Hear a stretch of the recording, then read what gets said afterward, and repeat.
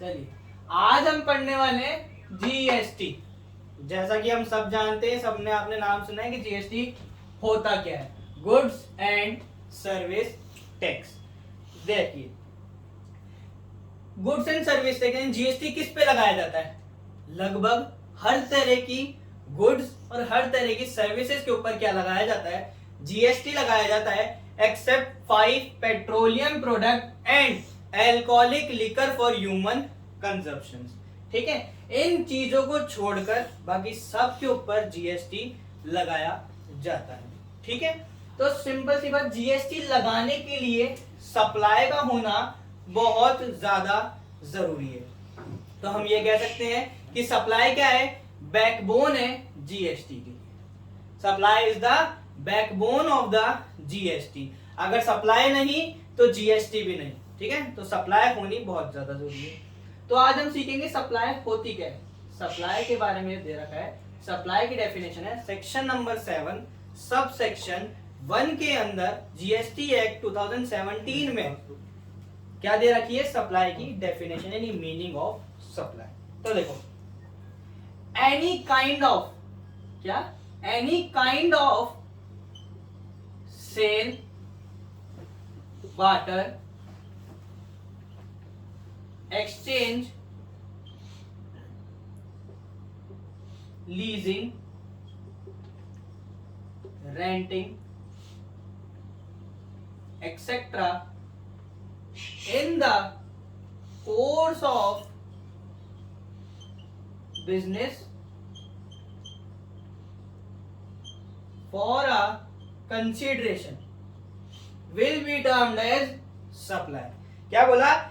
Any kind of sale, barter, renting, leasing or exchange etc will be regarded as supply if it is in the course of business and it is for a consideration. यानी consideration और in the course of business होना चाहिए और उसके साथ साथ वो activity होनी चाहिए। तो मैं क्या ये कह सकता हूं कि सप्लाई बनने के लिए एक ट्रांजैक्शन को, जो बोलेंगे एक इवेंट को, एबीसी टेस्ट पास करना जरूरी है। क्या बोलूंगा मैं? एबीसी टेस्ट पास करना जरूरी है। एबीसी टेस्ट होता क्या है?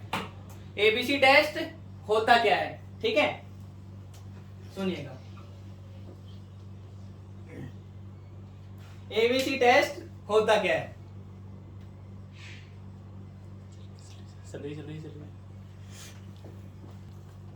हाँ, तो एबीसी टेस्ट पास होना जरूरी है। अब एबीसी टेस्ट क्या है? वही कि सप्लाई तभी मानी जाएगी जब वो एक ट्रांजैक्शन, एक इवेंट एबीसी टेस्ट पास कर लेता है, यानी कि वो एक एक्टिविटी है। ठीक है, किस तरह की activity? Renting, moving, leasing, barter, exchange, इस तरह की एक्टिविटी है। दूसरी बात, वो हमारे ऑर्डिनरी कोर्स ऑफ बिजनेस में है। क्या है? ऑर्डिनरी, मेरी बात ध्यान से सुनना, ऑर्डिनरी कोर्स ऑफ बिजनेस में है। ठीक है, यानी कि बिजनेस से रिलेटेड है, या जो बोल सकते हैं बिजनेस के अंदर है, यानी जिस चीज का मैं बिजनेस कर रहा हूं उस कोर्स में है। दूसरी बात, तीसरी बात क्या? कंसीडरेशन होना जरूरी है।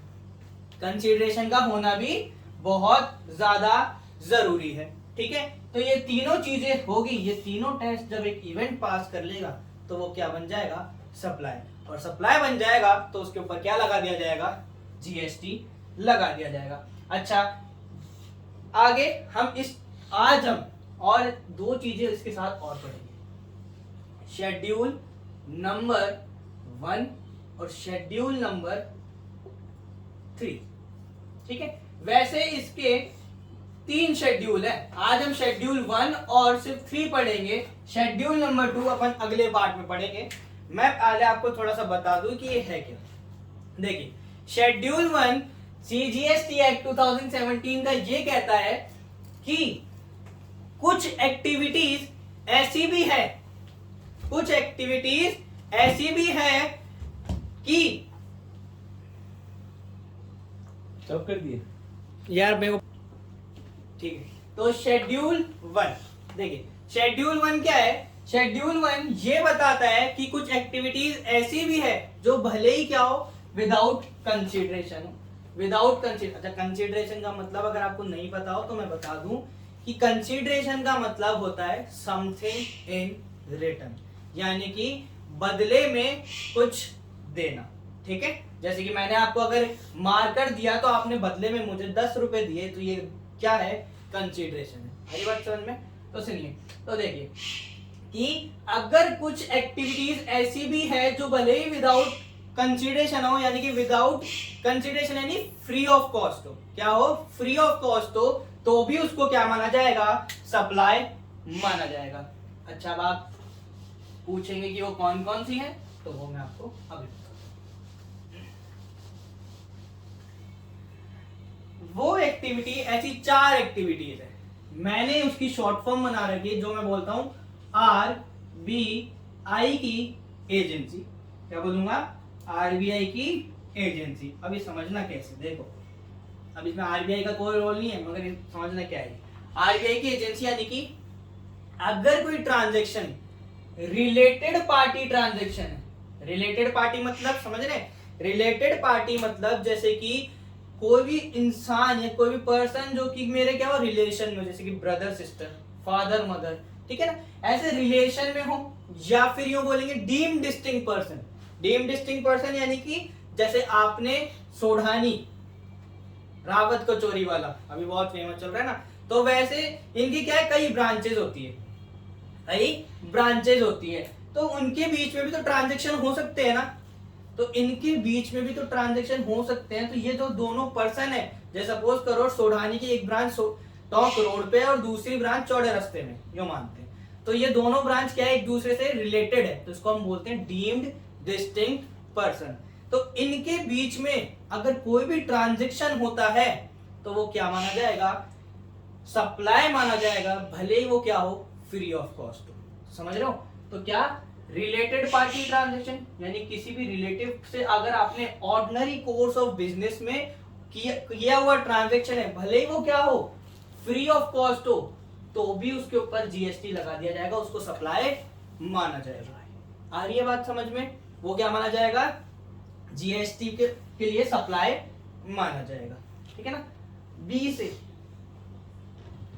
मैं बोलता हूं permanent transfer of business assets. क्या बोलूंगा, permanent transfer of business assets, यानी कि अगर हमने कोई भी हमारी बिजनेस असेट है जो बैलेंस शीट में अपीयर होती थी और उसको हमारे बिजनेस से परमानेंटली ट्रांसफर कर दिया, हमारे बिजनेस से निकाल दिया, यानी बेच दिया, उसका परमानेंट ट्रांसफर कर दिया, और उसके साथ साथ अगर हमने उसके ऊपर खरीदते समय क्या ली थी, आईटीसी क्लेम की थी, तो वो क्या माना जाएगा, भले वो ट्रांजैक्शन फ्री ऑफ कॉस्ट भी होना, तो भी वो क्या माना जाएगा, सप्लाई माना जाएगा। तो मैं क्या कह सकता हूं कि if you have transferred the business asset permanently and you have claimed the ITC thereupon it, then it will be regarded as supply even if it is without consideration or free of cost. Simple सी बात क्या कि अगर आपने अपने business asset का permanent transfer कर दिया है और उसके ऊपर आपने आईटीसी क्लेम कर रखी थी और वो भले ही फ्री ऑफ कॉस्ट हो, वो आपने ट्रांसफर फ्री ऑफ कॉस्ट किया है, फिर भी उसको क्या माना जाएगा, सप्लाई माना जाएगा। ठीक है, बस शर्त क्या है, वो आपके ऑर्डिनरी कोर्स ऑफ बिजनेस में होनी चाहिए और वो एक्टिविटी तो है ही, सिंपल सी बात। ठीक है। अच्छा, आई ये सबसे इंपॉर्टेंट है, इस पे लगभग क्वेश्चंस आते ही रहते हैं। क्वेश्चंस का आईसीआई में सीए इंटर लेवल पे इसके क्वेश्चंस बहुत मिलते हैं, हर अटेम्प्ट में लगभग आईसीआई इसको क्वेश्चंस को देता रहता है। इसको बोलेंगे इंपोर्ट ऑफ सर्विस। आई से बोलूंगा मैं import of service. Import of service क्या है, देखो इंपोर्ट ऑफ सर्विस है इफ अ पर्सन, अगर कोई बंदा, ठीक है, किसी रिलेटेड पर्सन से, अपने किसी रिलेटेड पर्सन से जो कि क्या आउटसाइड इंडिया है, if a person import services from outside the India, ठीक है, फॉर हिज बिजनेस, अपने बिजनेस के लिए, ठीक है, अपने बिजनेस के लिए कोई बंदा अगर किसी रिलेटेड पर्सन से जो कि इंडिया से बाहर बिजनेस कर रहा है कोई भी सर्विस इंपोर्ट करता है ना, और भले ही वो क्या हो, फ्री ऑफ कॉस्ट हो, तो भी उसको सप्लाई माना जाएगा। एग्जाम्पल के तौर पे समझना, सपोज मानिए आप है, आप एक बिजनेस चला रहे हो और आपको एक लीगल एडवाइजर की जरूरत है, ठीक है, आप एक बिजनेस चला रहे हैं, आप कंपनी खोलना चाह रहे हैं, तो आपको सपोज मानी किसी एडवोकेट की जरूरत पड़ रही है कुछ लीगल फॉर्मेलिटीज के लिए, तो आपने सोचा कि यार मैं पैसा क्यों खर्च करूं, मेरा एक ब्रदर है जो कि यूएस में लीगल एडवाइजर की एडवोकेट की फर्म खोल के बैठा है, तो मैं क्यों ना उससे ही एडवाइस ले लूं, उससे ही ये सर्विस इंपोर्ट करवा लूं। इंपोर्ट ही तो हुई ना कि आपने यूएस से बंदा बैठा था आपका जो कि क्या है ब्रदर है, उससे आपने क्या ले ली, सर्विस ले ली, किस बात की, लीगल एडवाइस की, तो और वो भले ही आपसे पैसा चार्ज करेगा, बिल्कुल नहीं। तो ब्रदर ने बोला कि यार मैं तेरे से कैसे पैसा चार्ज कर सकता हूँ, उसने भले ही आपको क्या कर दी, फ्री ऑफ कॉस्ट में क्या दे दी, सर्विस दे दी। अब आप बताइए क्या इसके ऊपर जीएसटी लगाया जाएगा, क्या ये सप्लाई बनेगी, बिल्कुल बनेगी, क्योंकि हमने क्या सीखा कि अगर आप सर्विस इंपोर्ट करते हैं अपने बिजनेस के लिए, किससे, एक रिलेटेड पर्सन से जो कि इंडिया से बाहर है, समझ रहे हैं, और वो भले ही फ्री ऑफ कॉस्ट हो तो भी उसको क्या माना जाएगा, सप्लाई माना जाएगा और उस पर जीएसटी लगा दिया जाएगा। ठीक है, आ रही है बात समझ में। चलिए आगे, एजेंसी।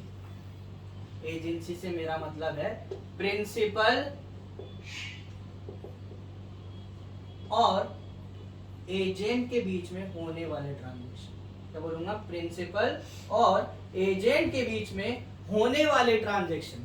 देखो समझना कि अगर कोई ट्रांजैक्शन प्रिंसिपल और एजेंट के बीच में कोई भी ट्रांजैक्शन हो रहा है, अच्छा प्रिंसिपल और एजेंट का मतलब आप सबको पता है ना क्या होता है, तो वैसे प्रिंसिपल और एजेंट के बीच में अगर कोई भी ट्रांजैक्शन हो रहा है और वो भले ही क्या हो, फ्री ऑफ कॉस्ट हो, तो भी उसको क्या माना जाएगा, सप्लाई माना जाएगा। तो शर्त क्या है कि वो आपके ऑर्डिनरी कोर्स ऑफ बिजनेस में होनी चाहिए। ठीक है ना, अगर क्या प्रिंसिपल और एजेंट के बीच में कोई ट्रांजैक्शन हो रहा है जो कि ऑर्डिनरी कोर्स ऑफ बिजनेस में है और भले ही फ्री ऑफ कॉस्ट हो, तो भी उसको क्या माना जाएगा, सप्लाई माना जाएगा। ठीक है जी, तो एक बार फिर से रिवाइज कर लें कि शेड्यूल 1 सीजीएसटी एक्ट 2017 का शेड्यूल 1 क्या कहता है कि there are some activities which will be regarded as, which will be termed as supply even if it is made free of cost। ठीक है, वो कौन कौन सी है, आरबीआई की एजेंसी, आर से रिलेटेड पार्टी से किया हुआ ट्रांजैक्शन, ठीक है, रिलेटेड पार्टी से या फिर डीम्ड डिस्टिंक्ट पर्सन के बीच में किया गया ट्रांजैक्शन क्या माना जाएगा, डीम्ड सप्लाई माना जाएगा, even if it is made without consideration but it is should be in ordinary course of business. Okay ठीक है, तो बी से क्या था, permanent transfer of business asset. ठीक है ना, permanent transfer of business asset, अगर आपने कोई भी अपनी बिजनेस एसेट का परमानेंट ट्रांसफर कर दिया है और वो और आपका क्या है, ऑर्डिनरी कोर्स ऑफ बिजनेस में है, क्या बोला, बिजनेस एसेट का परमानेंट ट्रांसफर कर दिया, वो ऑर्डिनरी कोर्स ऑफ बिजनेस में है और उसके ऊपर आपने आईटीसी क्लेम कर ली थी खरीदते समय, तो वो भी भले फ्री ऑफ कॉस्ट क्यों ना हो, वो भी आपकी सप्लाई मानी जाएगी। ठीक है, फिर था import of service. Import of service के अंदर क्या था कि अगर एक पर्सन अपने रिलेटेड पर्सन से जो कि आउटसाइड इंडिया है उससे कोई भी सर्विस इंपोर्ट करके ला रहा है और वो फ्री ऑफ कॉस्ट भले ही क्यों ना हो और मगर वो ऑर्डिनरी कोर्स ऑफ बिजनेस में है, तो भी उसको क्या माना जाएगा, सप्लाई माना जाएगा। लास्ट क्या था, प्रिंसिपल और एजेंट यानी एजेंसी, कि प्रिंसिपल और एजेंट के बीच में किया गया ट्रांजैक्शन भले ही फ्री ऑफ कॉस्ट क्यों ना हो मगर वो अगर ऑर्डिनरी कोर्स ऑफ बिजनेस में है तो भी उसको क्या माना जाएगा, सप्लाई माना जाएगा। ठीक है, थैंक यू। अच्छा दूसरी बात कि इसमें शेड्यूल नंबर जो 3 है ना, वो अपन अगले पार्ट में यानी अगले वीडियो में देखने वाले हैं। ठीक है, थैंक यू।